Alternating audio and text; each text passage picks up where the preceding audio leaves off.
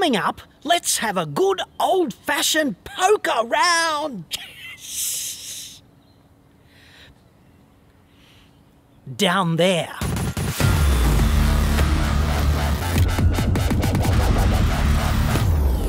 I'm John Cadogan from autoexpert.com.au, the place where Australian new car buyers save thousands off their next new cars. Hit me up on the website for that.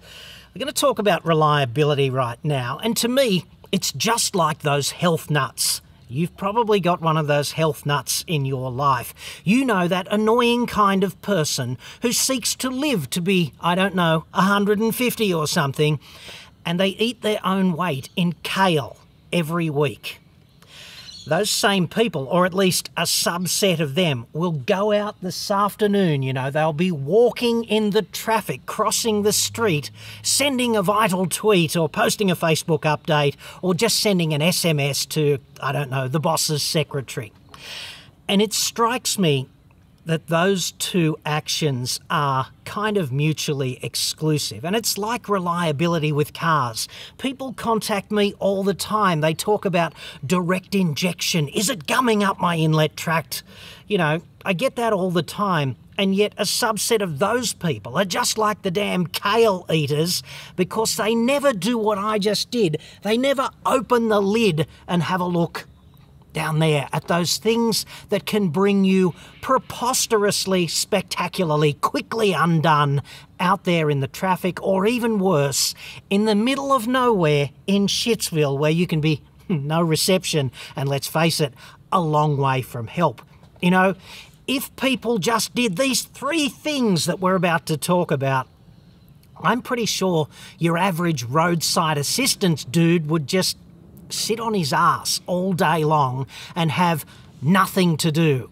So let's put that guy out of a job right now.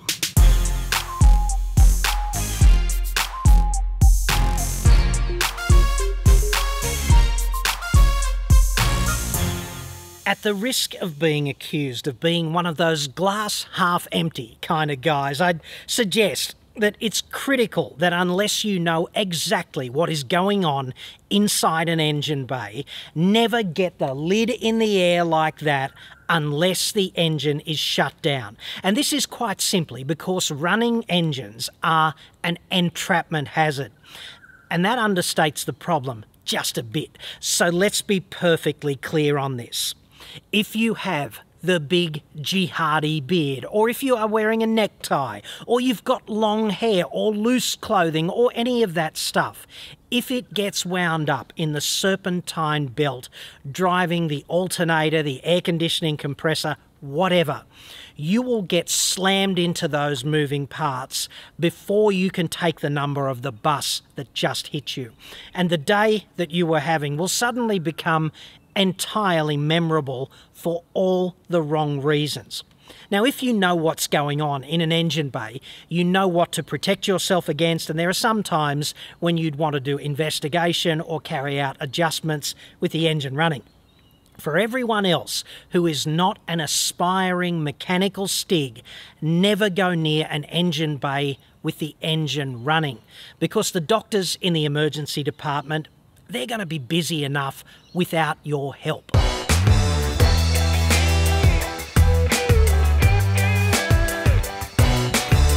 Okay, so let's make a deal, you and me.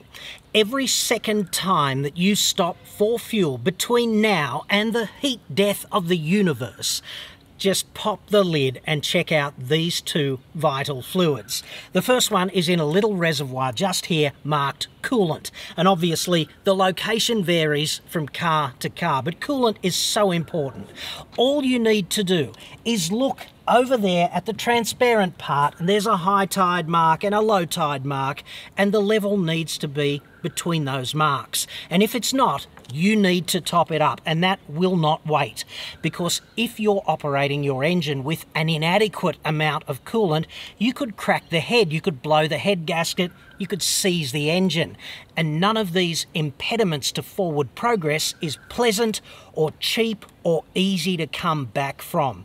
And all you get after spending the big bucks to repair that defect is an engine that went like it did last week. So don't do that. It's so easy to check the coolant. I had a lot of people talk to me about how you can't check the coolant in a car because they presumed I was saying, let's just undo the radiator cap. Now, the radiator cap is just here, and it is very dangerous to open the radiator cap in any car if that car has been driving at its normal operating temperature. Just to be crystal clear on this, okay? Never undo the radiator cap of your car if your car has been driving for some time and is at its normal operating temperature. The reason is really simple. The cooling system is pressurized and it's got liquid water in there that could be hotter than it can exist as a liquid at 1 atmosphere. Just backing up from that, okay? When you pressurize water, it raises the boiling point. So you can have water in your engine that is a liquid, but it is hotter than 100 degrees C or 212F in America, which is the normal boiling point for the kettle at home when you're making your tea or coffee. The reason they pressurize the system is because you can have much hotter water than you could otherwise have entering the radiator, and thanks to Newton's law of cooling, that just means that more heat can be rejected by the radiator, and it allows them to do the same job with a slightly smaller radiator and, you know, a slightly smaller cooling system overall in the engine. So that pressure is there for a good reason.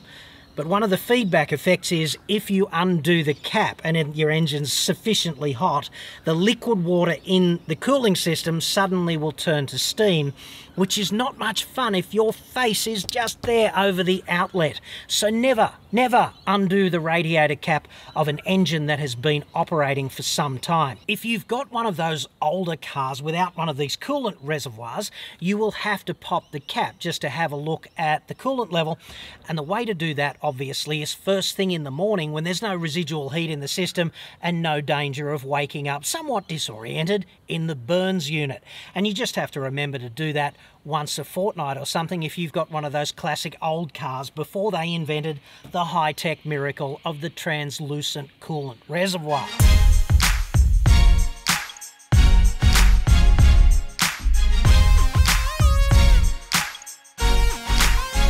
Another spectacularly easy way to kill your engine is to deprive it of lubrication.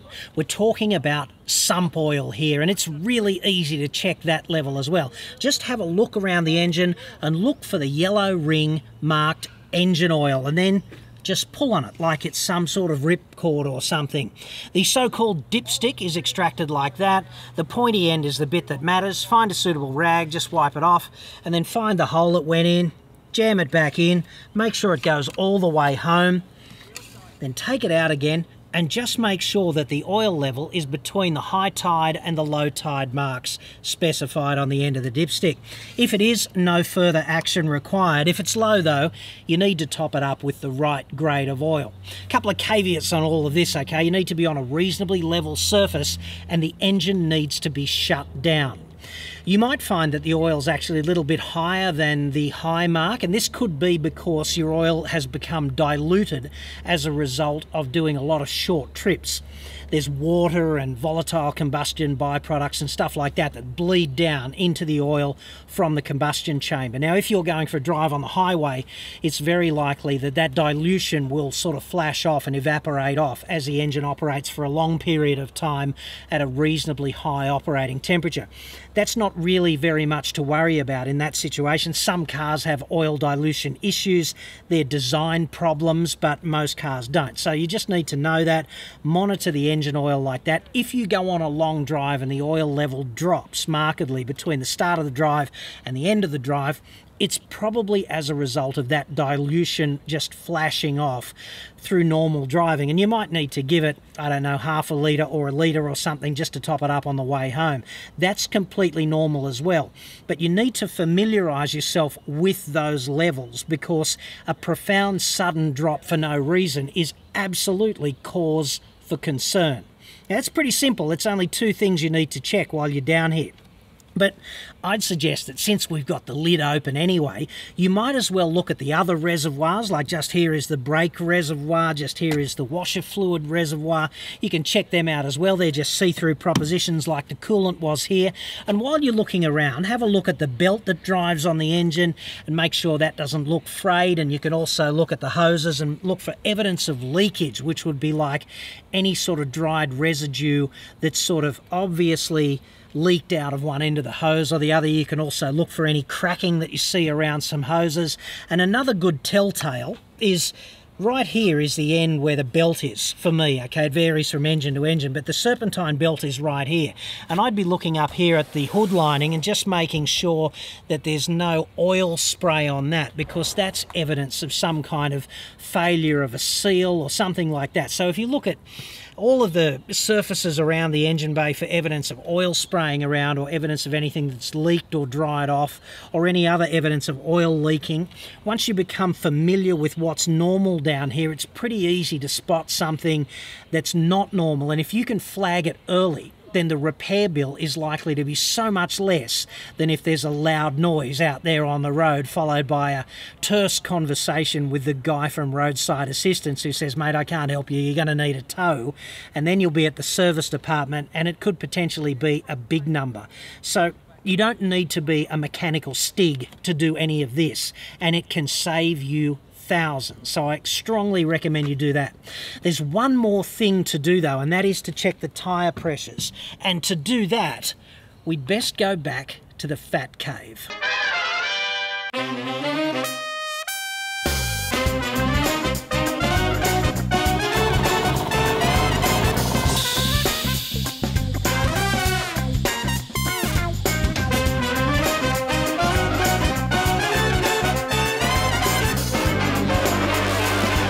You know, of all the components in the automotive lexicon, it's got to be tyres, I think, that are the least sexy in the minds, at least, of average motorists. And that's a real problem, because with the proliferation of 12-month service intervals, and we see that everywhere seemingly now, how many cars do you reckon there are driving around out there right now with their tyre pressures checked only once every 12 months at that annual service? And this is a real problem. I'm not just beating it up. Two things, you can absolutely guarantee two things if your tyre pressures are just a little bit low. Number one is going to be accelerated wear rates, because slight underinflation pushes the wear rate through the roof. And this is going to cost you money, because your tyres will wear out early and you'll have to replace them earlier than you would if you inflated them properly with the free air at the service station. So go figure. The second problem is even more serious, because it's not just a hip pocket hit, it's going to affect your safety, and that is slight underinflation, just slight, and you won't be able to feel it driving along. But if you have to brake in a hurry or swerve to avoid a kid or a truck or some other obstacle that you don't want to hit, grip is going to be compromised. Slight underinflation has a huge impact on grip. So you've got to check your tyre pressures regularly. You can't feel it. There's no strange motoring mental superpower that will just give you a red flag if your tyre pressures are low. I guess if you've got the tyre pressure monitoring system in your car, you can review your tyre pressures, except the spare, of course. We'll get to that. And maybe you can confirm that your pressures are okay driving along. So that's fine. But if you've got a car without tyre pressure monitoring, regular checks at the filling station are absolutely essential. And of course, if you are going to go to the trouble of doing all of this, checking those tyre pressures, don't forget the fifth one, will you? The spare tyre. Even if it's all the way under here, inconveniently in the least accessible position of all spare tyres, except for every car, of course, that doesn't have one. And mainly, of course, this is a great idea, because few things in life would be more frustrating, I think, than going to all the trouble of fixing a flat tyre at the roadside, only to discover that the one you have replaced it with is flat. I've never had that happen. Touch wood, I never will. People always ask me what is the correct pressure, and the answer to that is pretty simple. Every car has a tyre pressure placard inside the driver's door frame, and this spells out the manufacturer's recommendation for the pressures. Sometimes there are multiple tyre combinations available on a particular model, and you'll have to cross-reference what's on the placard with what's actually written down here on the sidewall so that you get the tyres right. And if you've got a car which for some dodgy reason doesn't have a placard, 32 to 36 PSI is not a bad set of rules of thumb. If you're somewhere in there on all four corners, that's pretty much okay for most radial tyres on most cars. So if you have to wing it, that's a safe way to do it. Now, you can probably go between 10 and 20% higher than the manufacturer's recommendation. And what you'll notice there is you might get a boost in handling, but you'll probably get a slight degradation in ride quality as well. But the safety will not be compromised if you do that. And certainly if you're going to go out and check the spare regularly, it's a good idea to pump that up a little bit more heavily as well, because you might not check the spare as regularly. It might not be as convenient if you've got to climb under the car to do it. Maybe it's raining one day and you forget about it, whatever. It's a good idea there to maybe have 40 or 45 PSI in the spare, because then when you fit it to the car, you can always let a little bit of air out to get the pressure right? It's pretty hard to put a bit of extra air in at the roadside unless you are really well equipped for outback travel, like the Blue Singlet 4x4 set. And the final thing I'd mention here is if you're going to bother kneeling down beside all four tyres, you might as well just have a little bit of a look at the tread face and do the whole Hercule Poirot thing about that, because you can get some wonderful insight into how the wear is going if you just bother doing that. If the tyres are wearing out mainly in the centre of the tread face, that is an indicator that you are operating them overinflated. So maybe you want to back off the little bit of pressure out of the tyres and see how that affects the wear rate, because currently a little bit too high for the style of driving and the tyres that are fitted to your car. If the reverse is true and they're wearing out just on the outside edges here, then that's a warning that you're driving around underinflated. So you might want to pump up the pressure just a bit in that situation. And if you've got wear only on one edge of the tyres and not the corresponding edge on the other side, that's a red flag that you need a wheel alignment. And the only caveat I'd put on that last point is that here in Australia, where we drive on the right-hand side of the car and the left-hand side of the road, that means that our left-hand turns are really tight in comparison to right-hand turns.